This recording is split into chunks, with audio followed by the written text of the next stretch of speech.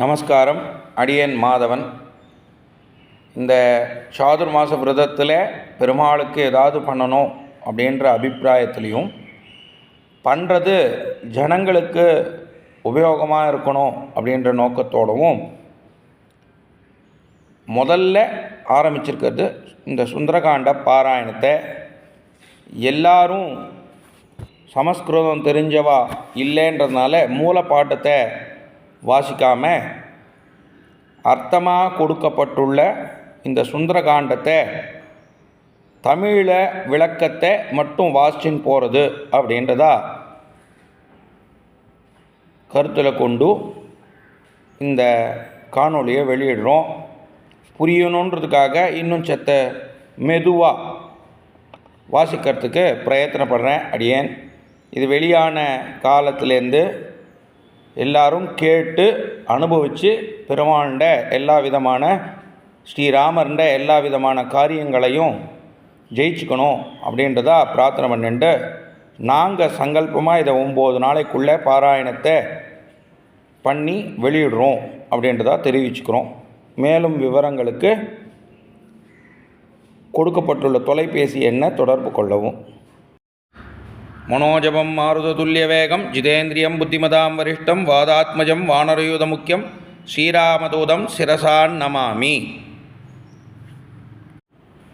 பகைவர்களை அழிக்கும் ஆஞ்சநேயர் சரணின்று தேவர்கள் சஞ்சரிக்கும் வழியில் ராவணனால் கவரப்பட்ட சீதையின் இருப்பிடத்தை தேடுவதற்கு அவா கொண்டார்.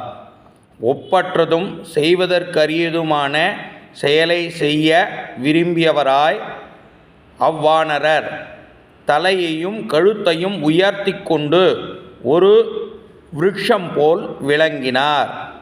நவரத்னங்களில் ஒன்றான வைடூரிய வர்ண முடையதாய் கடல் நீரைப் போல் காணப்படுவதாயும் விளங்கிய பசும்புல் மேடுகள் மிகுந்த பலசாலியும் தீரனுமான அவர் இஷ்டப்படி உலாவினார். பறவைகளை அச்சுறுத்தி கொண்டும் மார்பில் உராசனால் மரங்கள் வீழ்த்தி கொண்டும் பல மிருகங்கள் கொன்று கொழுத்த ஒரு சிங்கம் போல் புத்தியில் சிறந்த அவர் உலாவினார். இயற்கையிலேயே ஏற்பட்ட நீலம், சிவப்பு, மஞ்சள், பத்மராகம், வெளுப்பு, கருப்பு முதலிய பல வகையான கற்களால் அழகுடன் விளங்குவதும் விரும்பிய வடிவத்தை எடுக்கக்கூடிய யக்ஷ கந்தர்களாலும் தேவர்களை யொத்த பரிவாரங்களுடன் கூடிய நாகர்களாலும் எப்பொழுதும் நிறைந்ததும் பல பெரிய யானைகளுடன் கூடியதும் கண்டு களிப்பதற்குமான அச்சிறந்த மலைமேல் நின்று கொண்டு அவ்வானரோத்தமர் ஒரு மடுவில் யானையைப் போல் காணப்பட்டார். அவர் சூரியனுக்கும் இந்திரனுக்கும் வாயுவுக்கும் பிரம்மாவுக்கும் தெய்வப் பிறவிகளுக்கும் அஞ்சலி செய்துவிட்டு புறப்படுவதில் புத்தியை செலுத்தினார். தனது தந்தைக்கு கிழக்கு நோக்கி அஞ்சலி செய்து ஸ்ரீராமரையும் லக்ஷ்மணரையும் மனத்தால் வணங்கி வானரராகிய அம்மகான் பின்னர் நதிகளையும் சமுத்திரங்களையும் தலைவணங்கி உறவினரை கட்டியணைத்து அவர்களையும் வலம் வந்து புறப்படுவதில் புத்தியை செலுத்தினார். மீண்டும் க்ஷேமமாய் திரும்பி வரும் பொருட்டு வானவர்களால் ஆசி கூறி மரியாதை செய்யப்பெற்ற அவர் பரிசுத்தமானதும் காற்றோற்றமுள்ளதுமான மார்க்கத்தை நோக்கி நகன்றார். உடனிருந்தவர்களை இங்கே நில்லுங்கள் என்று சொல்லிவிட்டு பிரதட்சணம் செய்தார். பிறகு சாமர்த்தசாலியான அவர் தெற்கு திக்கை நோக்கி செல்வதற்கான வளரலானார். சமுத்திரத்தை தாண்டுவதற்கு நிச்சயம் செய்து கொண்டு அவர் வானரர்களை பார்த்து கொண்டிருக்கும் போதே பருவங்களில் கடல் பொங்குவது போல் ராமனுடைய வளர்ச்சிக்காக வளரலானார். கைகள் இரண்டையும் நீட்டி லங்கையை நோக்கி நின்று கொண்டு அளவு கடந்த சரீரத்துடன் விளங்கிய அந்த பலவான் கடலை தாண்டுவதற்காக கால்களாலும் கைகளாலும் மலையை அழுத்தினார். வானர்களால் அழுத்தப்பட்ட அம்மலை அசையாதேனும் சிறிது நேரம் அசைந்தாடியது. பூங்கொத்துக்களை, மரங்கள், மலர்கள், பூக்களையெல்லாம் உதிரச் செய்தது. மரங்கள் உதிர்ந்த நன்மணம் வாய்ந்த அம்மலர் குவியல்களால் எங்கும் மூண்ட மலை புஷ்பமாய் விளங்கிற்று. பலசாலியான அவரால் அழுத்தப்பட்ட மகேந்திரமலை மதம் பிடித்த யானையைப் போல் நீரை பருகிற்று. வீரியம் மிகுந்த அவரால் அழுத்தப்பட்ட அம்மலை மேலும் பொன், மஞ்சள், கருப்பு, வெள்ளை முதலிய ரேகைகளை பிளவுகளில் தெரியச் செய்தது. நடுத்தரமான ஜுவாலையுடன் கூடிய நெருப்பு புகைப்படலங்களை விடுவது போல் அம்மலை சிலையுடன் கூடிய விசாலமான கற்களை விட்டது. வானர்களால் அழுத்தப்பட்ட குகைகளில் புகுந்திருந்த பிராணிகள் நாற்புறமும் நெருக்குண்டு விகாரமான குரலில் அலறின. மலையை அழுத்தி காரணத்தாலும் அப்பெரிய பிராணிகளின் கூக்குரலால் பூமியை திசையையும் சோலைகள் நிரப்புவதாயிற்று.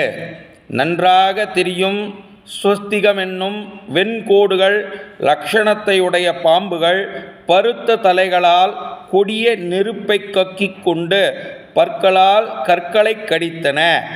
சினங்கொண்ட விஷத்தை கக்கும் அப்பாம்புகளால் கடிக்கப்பட்ட பெரும் பாறை தீப்பிடித்து ஜுவாலையுட்டு எரிந்தன.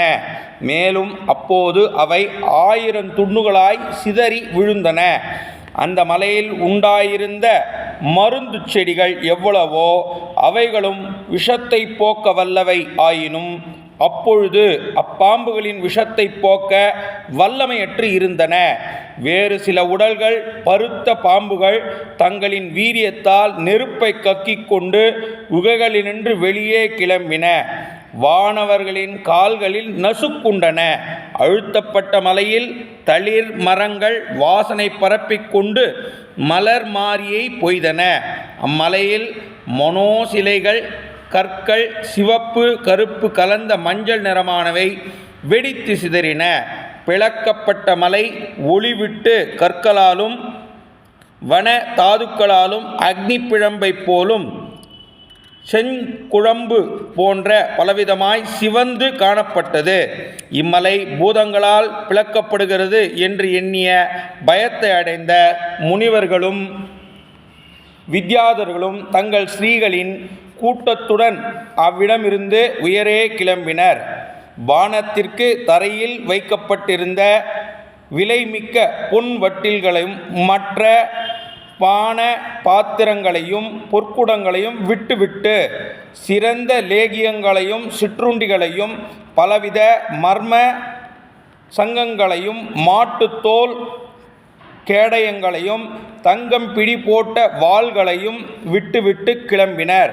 கழுத்தில் சிவப்பு மாலை அணிந்தவர்களும் சிவப்பு சந்தனம் பூசியவர்களும் மதத்தால் கண் சிவந்தவர்களும் தாமரை போன்ற கண்களை உடையவர்களும் ஆகாயத்தில் கிளம்பினர்.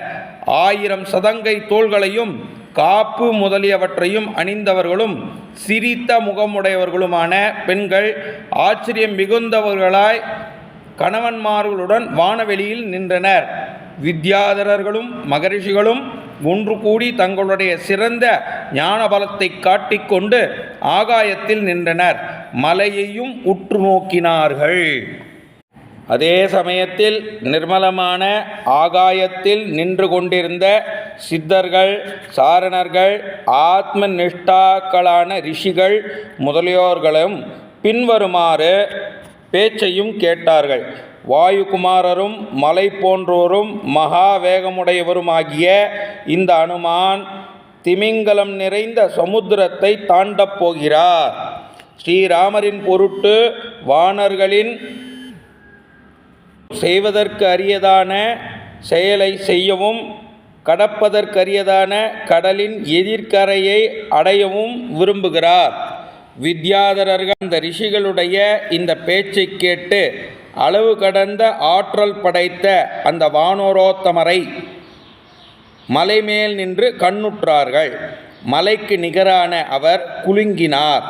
மயிர்களை சிலிர்த்து கொண்டார்.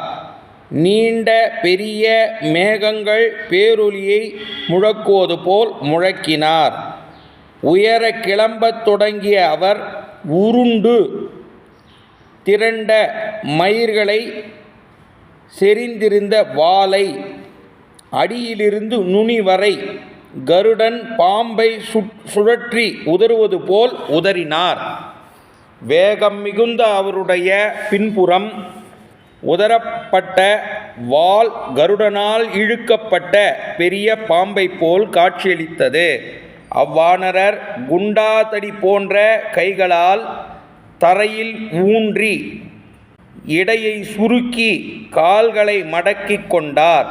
அவ்விசித்திரமான சீமான் அங்கனமே தோள்களையும் கழுத்தையும் சுருக்கி கொண்டு பலத்தையும் ஆண்மையையும் வீரியத்தையும் மேற்கொண்டார்.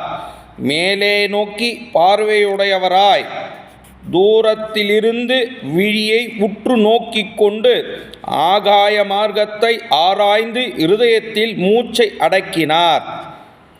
இரு பாதங்களையும் திடமாக ஊன்றி காதுகளை வளர்த்து கொண்டு ஆகாயத்தில் கிளம்பி மகாபலசாலியானவரும் வானரசேஷருமாகிய அவ்வனுமார் மற்ற வானரர்களை பார்த்து இவ்வார்த்தையை சொன்னார். ஸ்ரீராமர் விட்ட பானம் காற்றினும் கடிய வேகத்துடன் எங்கனம் செல்லுமோ அங்கனம் நான் ராவணன் பாலிக்கும் லங்கைக்கும் நோக்கி போவேன். ஒருவேளை லங்கையில் அந்த ஜானகியை காணாமல் போனால் அதே வேகத்துடன் தேவலோகத்திற்கு செல்வேன்.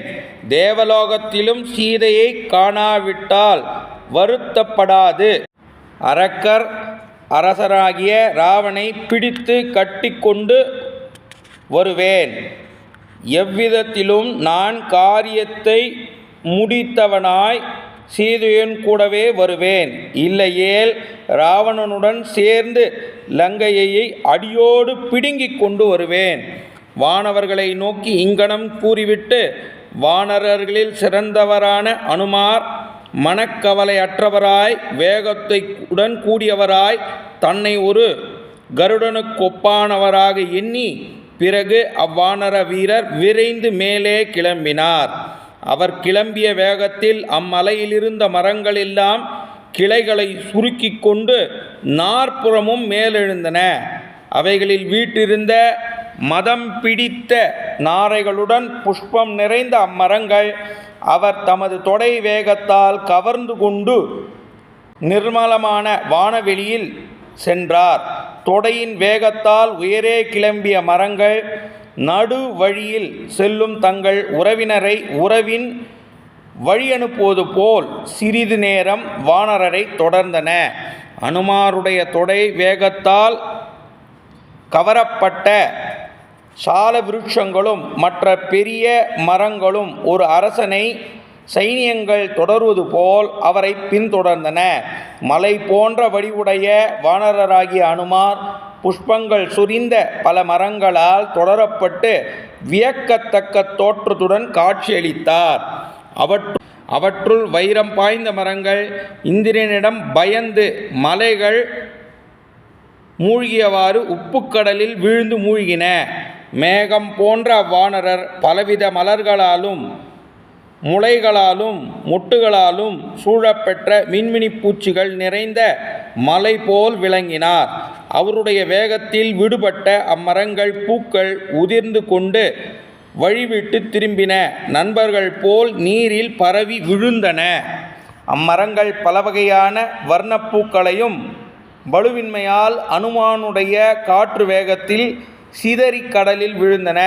அப்போது அக்கடலில் நட்சத்திரங்களுடன் கூடிய ஆகாயம் போல் காணப்பட்டது. அனுமாரை பின்தொடர்ந்து அவர் மேல் படிந்த பல வர்ணப்பூக்கள் குவியலான அவ்மின்னல் கொடியால் அலங்கரிக்கப்பட்டு மேலெழுந்த மேகம் போல் விளங்கின. அவருடைய வேகத்தில் சிதறி விழுந்த பூக்களால் நீர் மிகவும் அழுக்குற்று நட்சத்திரங்களுக்கு மத்தியில் இருந்த ஆகாயம் போல் காணப்பட்டது. வானர சிரேஷ்டரின் வழியில் புறப்பட்ட பெருங்காற்று மின்னலுடன் கூடிய பெருமேகத்தை இழுத்துச் சென்றது. உயரே கிளம்பிய மேகத்தையுடைய ஆகாயத்திற்கு ஓங்கி எழுந்த நீரை உடைய கடலுக்கும் அப்போது தோற்றத்தில் ஒற்றுமை இருந்தது. ஆகாய மார்க்கத்தில் நீட்டப்பட்டிருந்த அவருடைய கைகளிரண்டும் மலையின் உச்சியில் இருந்து கிளம்பும் 5 தலை பாம்புகளைப் போல் காட்சியளித்தன. அவ்வானர வீரர் அலைமிக்க பெருங்கடலை பருகுபவர் போல் விளங்கினார். ஆகாயத்தையும் பானம் செய்ய விருப்பமுள்ளவர் போல் தோன்றினார். வாயு மார்க்கத்தை தொடர்ந்து அவருடைய மின்னொளி வீசும் கண்கள் மலைமேல் வைக்கப்பட்ட தீப்பிழம்பை போல் பிரகாசித்தன. வானர சிரேஷ்டருடைய பெரிய கண்கள் பொன் போன்று சிவந்து சுற்றிலும் ஒளியை பரப்பும் சந்திரனும் சூரியனுக்கும் ஒருங்கே உதித்தாற்போல் விளங்கின. அவருடைய முகத்தின் சிவப்பினால் சிவந்த முகம் சந்தியா காலத்தில் தொடப்பட்ட சூரிய மண்டலம் போல் காட்சியளித்தது. பாய்ந்து செல்லும் வாயுபுத்திரனுடைய வாள் உயர் தூக்கப்பட்டு ஆகாயத்தில் உயர்த்தி நாட்டப்பெற்ற இந்திரனுடைய கொடி போல் திகழ்ந்தது. வெண்பகலுடன் கூடிய மகா புத்திமானான வீரர் வாயுகுமாரர் வாளின் வட்டத்தினால் பரிஷத்துடன் கூடிய சூரியன் போல் விளங்கினார். அப்பெரிய வானரர் வாளில் அடிப்பக்கத்தின் சிவப்பால் பிளந்த இடத்தில் தோன்றும் காவியை உடைய மலை போல் பிரகாசித்தார். கடலை தாண்டுகையில் அந்த வானர சிரேஷ்டருடைய அக்கிள் வழியாக பாய்ந்த காற்று மேகம் போல் கர்ஜித்தது. ஆகாயத்தில் வடக்கிலிருந்து கிளம்பி விழும் வால் நட்சத்திரம் எப்படி இருக்குமோ அப்படி காணப்பட்டார் அவ்வானர வீரர். உதய சூரியனுக்கு நிகரானவரும் நொடி பொழுதில் உருவத்தை மாற்றுபவருமான அவ்வானரர் அரையழிந்த திறந்த கச்சையுடன் மதம் பிடித்த யானை போல் விளங்கினார். உயரே தோன்றிய உடலாலும் கடலில் படிந்த நிழலாலும் அவ்வானரர் அப்போது காற்றினால் செலுத்தப்பட்ட படகு போன்று இருந்தார். கடலில் எழுந்த இடத்தை அப்பெரிய வானரர் அந்த இடம் அவருடைய உடல் வேகத்தால் பொங்கி எழுந்தால் போல் காணப்பட்டது. வேகம் மிகுந்த அவ்வானர சிரேஷ்டர் மலைகள் போன்று தமது மார்பால் கடலின் அலைகளை தள்ளிக்கொண்டு செல்வது போல் தாவிச் சென்றார். அவ்வானரர் காற்றும் மேகத்திடையே எழுந்த காற்று வலிமை மிக்கவராய் பயங்கரமாய் சப்திக்கும் கடலை மிகவும் அலைத்து கலக்கினார். உப்பு கடலில் உயரே கிளம்பிய பெரிய அலைக்கூட்டங்களை இழுத்து கொண்டு சென்ற வானர சிரேஷ்டர் ஆகாயத்தையும் பூமியையும் பிரிப்பவர் போல் தாவினார். பெருங்கடலில் மேரு மந்திரமலைக்கு நிகராக எழுந்த அலைகளை எண்ணுகின்றவர் போல் வேகம் மிகுந்தவராய் அவர் தாண்டினார். அவருடைய வேகத்தில் உயரே கிளம்பிய மேகத்துடன் கூடிய ஜலம் அப்பொழுது ஆகாயத்தில் படர்ந்த கார்மேகம் போல் விளங்கிற்று. உடல் படைத்தவர்களின் அவயங்கள் ஆடை நீங்கிய போது காணப்படுவது போல் திமிங்கலம் முதலை மீன்கள் ஆமைகள் முதலியவை அப்பொழுது மறைவு நீங்கி காணப்பட்டன. அச்சமயத்தில் கடலை இருப்பிடமாய் கொண்ட பாம்புகள் ஆகாயத்தில் தாவி அவ்வானர வீரரை கண்டு கருடன் என்று எண்ணின. வானர சிங்கத்தின் நிழல் 10 யோஜனை அகலமும் 30 யோஜனை நீளமும் உள்ளதாக நீரில் அழகு மிகுந்து தோன்றிற்று. உப்பு கடலில் பரந்த வாயு புத்திரரை தொடர்ந்து சென்ற அவருடைய அந்த நிழல் வெண்மையான மேகங்கள் வரிசை போல் தோன்றிற்று. மகா தேஜஸ்வியும் பெரிய உரு படைத்தவருமான அவ்வானர சிரேஷ்டர் அவர் படிப்பில்லாத வாயு மார்க்கத்தில் சிறகு முளைத்த மலை போல் விளங்கினார். பலவானும் வானர வீரருமான இவர் எவ்வழியில் வேகமாய்ச் சென்றாரோ அவ்வழியில் விரைவில் கடல் ஒரு பள்ளத்தாக்கு போல் குவிந்து காணப்பட்டது. அனுமார் பறவை கூட்டங்கள் மார்க்கத்தில் பக்ஷிராஜனைப் போல் செல்லுபவராய் காற்றைப் போல் மேகக்கூட்டங்களை இழுத்து கொண்டு சென்றார். வானரரால் கவரப்பட்ட பெரிய மேகங்கள் வெளுப்பு, சிவப்பு, நீலம், மஞ்சள் முதலிய நிறங்களுடன் பிரகாசித்தன. மேகக்கூட்டங்களுக்கு அடிக்கடி நுழைந்து வெளிவந்த அவர் மறைந்து மறைந்து பிரகாசிக்கும் சந்திரனைப் போல் காணப்பட்டார்.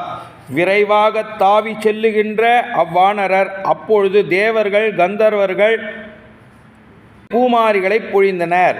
ஸ்ரீராம காரியம் சித்திக்கும் பொருட்டு தாவிச் சென்ற வானரரை அப்பொழுது சூரியன் சுடவில்லை, காற்றும் குளிர்ந்தே வீசிற்று. ஆகாய மார்க்கத்தில் தாவிச் சென்ற இம்மாவீரரை ரிஷிகள் துதித்தார்கள். தேவர்களும் கந்தர்வர்களும் புகழ்ந்தார்கள். அரக்கர்களும் ஆகாய மார்க்கத்தில் செல்லும் நாகர்களும் யக்ஷர்களும் தேவர்களும் அவ்வானரோத்தமர் சிரமமின்றி செல்வதைக் கண்டு புன்முறுவலுற்று பூத்து புகழ்ந்தார்கள். அவ்வானர சிரேஷ்டரான அனுமார் தாண்டி செல்லும் பொழுது சமுத்திரராஜன் இக்ஷ்வாகு வம்சத்தை கௌரவிக்க விரும்பி பின்வருமாறு எண்ணலானார். வானர சிரேஷ்டராகிய அனுமாருக்கு நான் உதவி செய்யாமல் போனால் வாய் படைத்தவர்களின் வசை சொல்லுக்கு இலக்காவேன். நான் இக்ஷ்வாகு குலநாதரான சக்கரவர்த்திகளால் வளர்க்கப்பட்டவன். இவரோ இக்ஷ்வாகு குலத்திற்கு உதவி புரிபவர். இவர் களைப்பால் வருந்தக்கூடாது. எவ்வகையிலாது இவ்வானரர் இளைப்பாற்றக்கூடுமோ அவ்வகையில் என்னால் செய்து வைக்கப்பட வேண்டும். என்னிடம் இளைப்பாறிவிட்டு எளிதில் இவர் எஞ்சியுள்ள தூரத்தை கடந்து விடுவார். சமுத்திரராஜன் இங்கனமே நல்ல எண்ணங்களை கொண்டு நீரில் மறைந்திருந்த மலையரக்கியாகிய ஈரண்ய நாபம் என்னும் மைனாகத்தை பார்த்து பின்வருமாறு கூறினார். சிறந்த மலையே, பாதாள உலகில் வசிக்கும் அசுர கூட்டங்களுக்கு வழியடைக்கும் தாழ்பாளாக நீ இங்கு தேவேந்திரனால் அமர்த்தப்பட்டுள்ளாய். வீரியம் வளர்ந்து மீண்டும் மேலெழ முயலும் இவர்களுக்கு அளவிடற்கரிய பாதாள பிரதேசத்தின் வழியை அடைத்து கொண்டு நீ நிற்கிறாய். மலையே, உனக்கோ குறுக்காக மேலாக கீழாக வளரும் சக்தி உண்டு. ஆகையால் தான் மலைகளில் சிறந்ததான உன்னை வேண்டுகிறேன், எழுவாயாக. இவ்வானரோத்தமராகிய அனுமார் ஸ்ரீராம காரியத்திற்காக பயங்கரமான செயலை செய்பவராய் வீரியம் மிக்கவராய் வானவெளியில் பாய்ந்து செல்கிறார். உனக்கு மேலே அவர் வருகிறார். அவருக்கு என்னால் உதவி செய்யப்பட வேண்டும். இக்ஷ்வாகு குலத்தோர் எனக்கு பூஜிக்கத்தக்கவர்களாவர். உனக்கு இக்ஷ்வாகு குல வம்சத்தைச் சேர்ந்தவர்கள் இன்னும் அதிகமாய் பூஜிக்கத்தக்க உரியவர். நமக்கு நல்லதை செய்ய நம்முடைய கடமையாய் செய்ய தவறக்கூடாது. செய்வதற்குரிய செயலை செய்யப்படாவிடினும் அது நல்லவர்களிடம் கோபத்தை விளைவிக்கும். நீருக்குள்ளிருந்து மேலே கிளம்பும் அதிதியும் பூஜிக்கத்தக்கவருமான இவ்வானரர் உன்மீது சற்று நேரம் தங்கட்டும். தேவர்களாலும் கந்தர்வர்களாலும் சேவிக்க பெற்றவனே, புன்முடியடையவனே, அனுமார் உன்னிடத்தில் இளைப்பாறிவிட்டு பிறகு மிகுதியுள்ள தூரத்தை கடந்து செல்வார். ஸ்ரீராமருடைய அன்பையும் சீதையின் அயலூர் வாசத்தையும் வானர சேஷ்டரின் சிரமத்தையும் எண்ணி பார்த்து மேலெழுந்து நீ உரியவனாவாய். பெரிய மரங்கள் கொடிகள் நிறைந்த புன்முடியுடைய மைனாக பர்வதம் சமுத்திரராஜனின் சொல்லை கேட்டு நீரிலிருந்து விரைவாக எழுந்தது.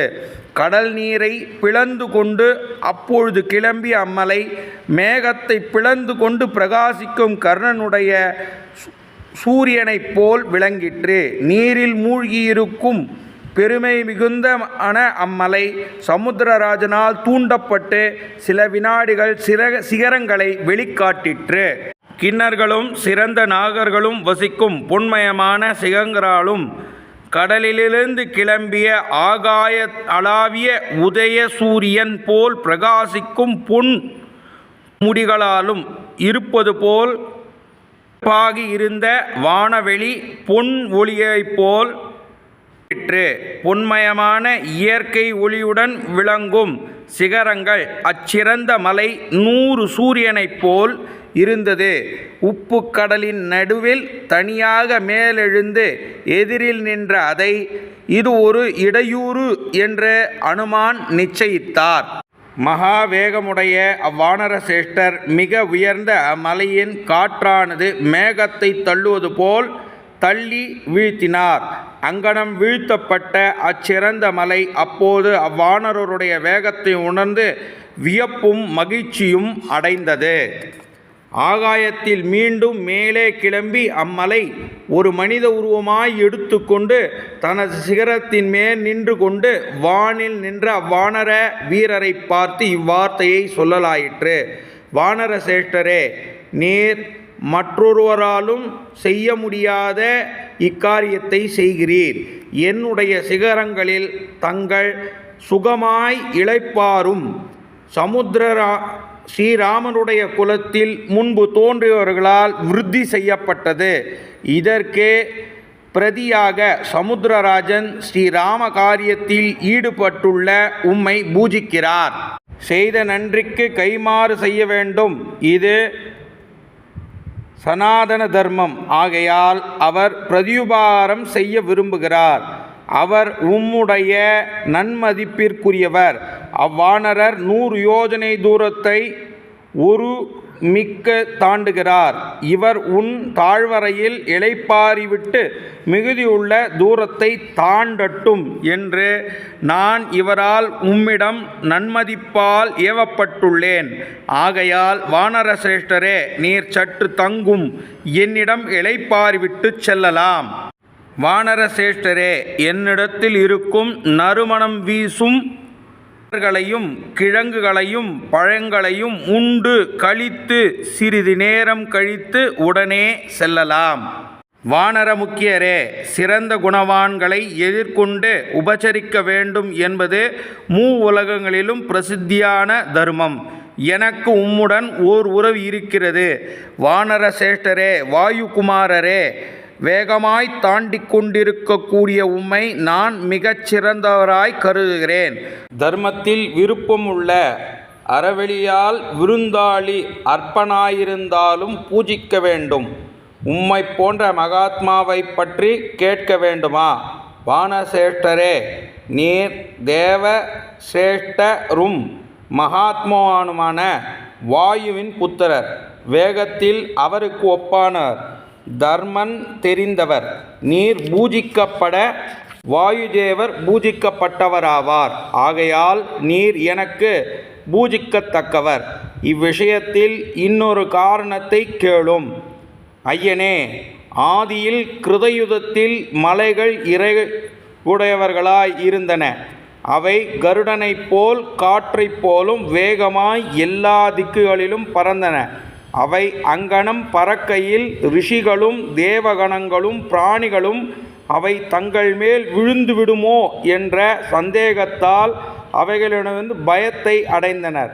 ஆனால் சகஸ்ராக்ஷன் என்று பெயர் கொண்ட இந்திரன் கோபம் கொண்டு தன் வஜ்ராயுத்தால் மலைகளின் இறகுகளை ஆங்காங்கு 1000 துண்டுகளாய் வெட்டினான்.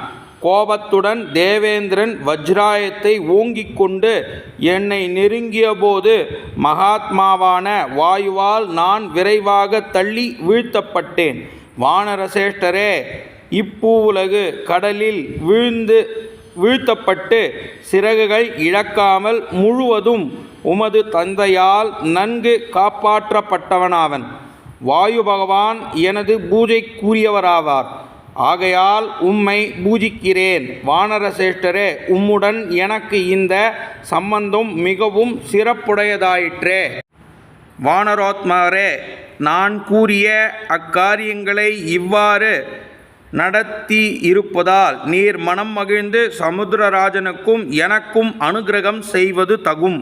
வானரசேஷ்டரே, களைப்பாரி பூஜையை ஏற்றுக்கொண்டு எங்கள் அன்பு ஆதரவு செய்ய வேண்டும். உம்முடைய தரிசனத்தால் நான் மகிழ்கிறேன். இவ்வாறு சொல்ல கேட்க வானரசேஷ்டர் அந்த சிறந்த மலையை பார்த்து பின்வருமாறு கூறினார்.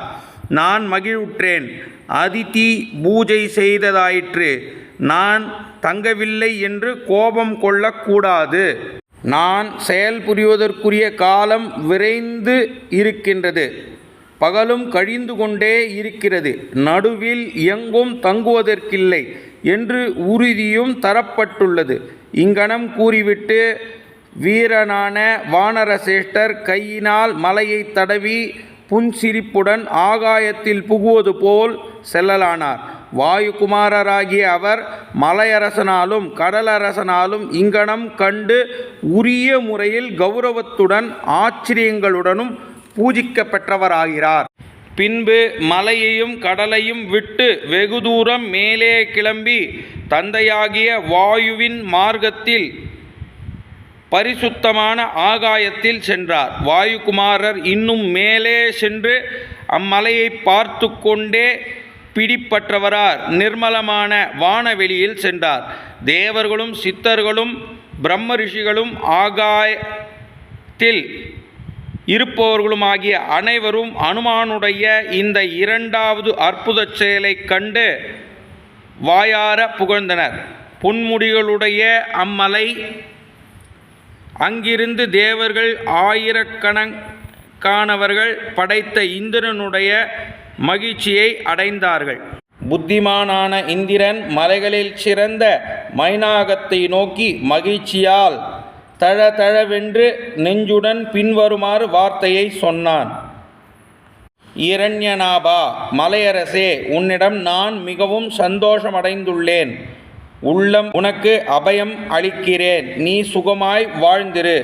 அஞ்சக்கூடிய நிலையில் அச்சமில்லாதவராய் பராக்கிரமத்துடன் 100 யோஜனை தூரம் தாவிச் செல்லும் அனுமானுக்கு உன்னால் பெரிய உதவி செய்யப்பட்டுள்ளது. வானரர் தசரகுமாரரான ஸ்ரீராமனுடைய தூதுவராகச் செல்கிறார். அவருக்கு மரியாதை செய்த உன்னிடம் நான் சந்தோஷமடைகிறேன். தேவராஜனே, இந்திரன் மகிழ்வுற்றதைக் கண்டு மலையரசு அளவு கடந்த ஆனந்தம் அடைந்தது. வரத்தை பெற்ற அம்மலை அப்பொழுது தன்னிடத்திலிருந்த நிலைத்து நிற்பதற்கு ஆயிற்று. அனுமான் அதே வேகத்தில் ஒரு கணத்தில் கடலை தாவிச் சென்றார். அப்பொழுது தேவர்கள், கந்தர்வர்களும் சித்தர்களும் மகரிஷிகளும் ஆகாயத்தில் வேகமாய் போய்க் கொண்டிருந்த வாயுகுமாரனை கண்ணுற்று அவர் திறமையை சோதிக்கும் பொருட்டு நாகமாதாவான சுரசையை நோக்கி பின்வருமாறு கூறினார்கள். வாயுகுமாரன் இந்த அனுமார் சிறப்பு மிக்கவர். கடலை தாவிச் செல்கிறார். நீ ஆகாயத்தை அளவும் மலை போன்றதுமான ஒரு பெரிய பயங்கர ராட்சச வடிவை எடுத்துக்கொண்டு பல் உடையதாயும் மிகச்சிறந்ததாயும் சிவந்த கண்களை உடையதாயும் முகத்தை செய்து கொண்டு அவருக்கு சிறிது நேரம் இடையூறு செய். உன் உபாயத்தால் வெல்கிறாரா அல்லது மனக்கலக்கத்தை அடைகிறாரா என்று இவருடைய பலத்தையும் பராக்கிரமத்தையும் மீண்டும் உணர நாங்கள் விரும்புகிறோம். இவ்விதம் வேண்டப்பட்ட அந்த சுரசா தேவி தேவர்களால் போற்றப்பட்டு கடல் நடுவில் யாவரும் அஞ்சக்கூடிய கொடிய ராட்சச ரூபத்தை எடுத்துக்கொண்டு தாவிச் செல்லும் அனுமாரை வளைத்து கொண்டு இவ்வார்த்தையை சொன்னாள். வானர்களில் சிறந்தவனே, நீ தேவர்களால் எனக்கு இரையாக காட்டப்பட்டிருக்கிறாய். நான் உன்னை தின்றுவிடப் போகிறேன். இதோ என் வாய்க்குள் புகுவாயாக. சுரசையால் இவ்வாறு சொல்லப்பட்ட சீமானான வானரசேஷ்டர் முகம் மலர்ந்து கைகூப்பி பின்வருமாறு சொன்னார். தசரத புத்திரனான ராமன் தம்பி லக்ஷ்மணனுடைய மனைவி வைதேகியுடன் தடாகவனம் புகுந்தார். ராட்சசர்கள் பகைவர்கள் அவர் வெறும் காரியம் செய்ததன்றி அவருடைய புகழ்மிக்க மனைவி சீதையை ராவணனால் கவரப்பட்டாள். ராமருடைய கட்டளையால் அவருடைய நான் அந்த சீதை இருக்குமிடம் செல்கிறேன். ராமருடைய நாட்டில் வசிக்கும் நீ எனக்கு உதவி புரிதல் தகும். அதற்கொப்பாவிட்டால் சீதையையும் நன்மை செய்யும் ராமரையும் பார்த்துவிட்டு உன் வாயை வந்து அடைகிறேன். உனக்கு உண்மையாக உறுதிமொழி கூறுகிறேன். விரும்பி உருவேற்கும் சுரசை அனுமாரால் இங்கனம் சொல்லப்படவே, ஒருவரும் என்னை மீறி செல்ல முடியாது, இது எனக்கு வரம் என்று கூறினாள். நாகமாதாவான சுரசை அனுமாரின் பலத்தை சோதிக்க எண்ணம் கொண்டு வேகமாய் செல்லும் அவரை நோக்கி, வானரோத்தமா, என் வாயில் புகுந்து விட்டுதான் போக வேண்டும். இது முன்பு பிரம்மாவால் எனக்கு அளிக்கப்பட்டுள்ள வரம் என்று வார்த்தையை அனுமாருக்கு எதிரில் நின்று கொண்டு வாயை விரைவில் விசாலமாக திரண்டு கொண்டும் சொன்னாள். சுரசையால் இப்படி சொல்லப்பட்ட வானர வீரர் கோபம் கொண்டு, என்னை எப்படி விழுங்குகிறாயோ அப்படி வாயை செய்து கொள் என்று கூறினார். 10 யோஜனை வாயை திறந்து சுரசையை பார்த்து கோபத்துடன் அனுமார் இப்படி கூறிவிட்டு 10 யோஜனை வளர்ந்தார். 10 யோஜனை வளர்ந்து மேகத்தைப் போல் விளங்கிய அவரை பார்த்து சுரசை 20 யோஜனை வாயை அகலமாய் விரித்தாள். புத்திமானரான வாயுகுமாரர் அனுமார் வாயை அதிகமாய் விரித்த அளவை கொண்டு கோபத்துடன் அதன் பின் 30 யோஜனை தூரம் வளர்ந்தார். சுரசை வாயை பிறகு 40 யோஜனை அகலமாக்கினாள். வீரரான அனுமார் 50 யோஜனை வளரரானார். சுரசை வாயை 60 யோஜனை ஆக்கி அப்பொழுது வீரரான அனுமார் 70 யோஜனை வளர்ந்தார். சுரசை வாயை 80 யோஜனை செய்தாள். மலையை போன்ற அனுமார் 90 யோஜனை வளர்ந்தார். சுரசை வாயை 100 யோஜனை அகலம் விரித்தாள். அறிவில் சிறந்தவரான வாயுகுமாரரான ஹனுமார் நீண்ட நாக்குடன் நரகத்தைப் போல் கோரமாயிருந்த சுரசையின் திறந்த வாயை பார்த்து தமது உடலை சுருக்கி கொண்டு காற்றுடன் கூடிய மேகம் போல் அதே கணத்தில் கட்டை விரலானார் அளவு ஆனார். வேகம் மிகுந்த அந்த ஸ்ரீமான் அவள் வாயில் புகுந்து விரைவில் வெளிவந்து ஆகாயத்தில் இருந்து கொண்டு இவ்வார்த்தையை சொன்னார். தக்ஷகன் புத்திரியே, உனக்கு நமஸ்காரம். உன் வாயில் நான் புகுந்தாயிற்று. உன் வரம் உண்மையாகிவிட்டது. சீதை இருப்பிடம் போய் வருகிறேன். இதிலிருந்து வெளிப்பட்ட வாயுபுத்திரரை கண்டவுடன் ராகுவிடமிருந்து விடுபட்ட சந்திரனைப் போல் அவ்வானரரை நோக்கி சுயரூபத்துடன் சுரசை, வானரர்களில் சிறந்தவனே, காரிய சித்தியின் பொருட்டு சுகமாய் செல்வாய். மகாத்மாவான ராமருடன் சீதையை சேர்த்துவை என்று கூறினாள். அனுமாருடைய 3 செய்வதற்கரிய செயலான இதை பார்த்து எல்லா ஜீவராசிகளும் அவ்வானரரை அப்போது நன்று நன்று என்று கொண்டிருந்தார்கள். வேகத்தால் கருடனுக்கு நிகரான அவர் கடப்பதற்கரியதும் வருணனுடைய ஆலயமுமான கடலை கடப்பவராய் ஆகாய மார்க்கத்தில் பாய்ந்து செல்லலானார். மழைத்தாரைகளின் மார்க்கமாவதும் பறவைகள் சஞ்சரிக்க இடமாவதும் சங்கீத ஆச்சாரியர்களான கந்தர்கள் செல்லும் வழியாவதும் ஐராவதம் எனும் யானை செல்லும் வழியாவதும் சிங்கம், யானை, புலி, பறவை, பாம்பு முதலியவை வாகனங்களில் பறந்து செல்பவர்களாலும் அழகிய விமானங்களால் அலங்கரிக்கப்பெற்றதும் இந்திரனுடைய வஜ்ரம், இடி முதலியவற்றால் ஒளியால் பிரகாசிக்கப்பெற்றதும் புண்ணியம் செய்பவர்களால் ஸ்வர்க பதவிக்கு அடைவதும் மகாத்மாக்களால் அலங்கரிக்கப்பெற்றதும் அவ்வியத்தை இடைவிடாது தேவர்களுக்கு எடுத்துச் செல்லும் அக்னி பகவானுடைய வழியாவதும் கிரகங்கள், நட்சத்திரங்கள், சந்திரன், சூரியன், தாராகணங்கள் முதலியவற்றால் நிறைந்திருப்பதும் ரிஷிகள், கந்தர்வர்கள், நாகர்கள், யக்ஷர்கள் முதலிய கணங்கள் நிறைந்து ஏகாந்தமாய் நிர்மலமாய் எங்கும் பறந்து விஸ்வாசு என்ற கந்தத்தினால் சேகரிக்கப்பெற்றதும் இந்திரனுடைய யானையால் சஞ்சரிக்கப்பெற்றதும் சந்திரனுக்கும் சூரியனுக்கும் செல்லும் மார்க்கமாவதும் மங்களகரமான ஜீவராசிகளுக்கு மேலே பரந்த விதானம் போல் பிரம்மாவால் சிருஷ்டிக்கப்பட்டதும் சிறந்த வீரர்களாலும் வித்யாதர கணங்களாலும் வெகுவாக நிறைந்ததுமான வாயு மார்க்கத்தை கருடன் போல் அனுமார் சென்றார். காற்று இழுத்து செல்வது போல் மேகக்கூட்டங்களை அனுமார் இழுத்துச் சென்றார். வானரரால் கவர்ந்து செல்லப்பட்ட பெருமேகங்கள் கரிய அகில் போன்ற சிவப்பு, மஞ்சள், வெள்ளை முதலிய வர்ணமுடையவர்களாலும் பிரகாசித்தன.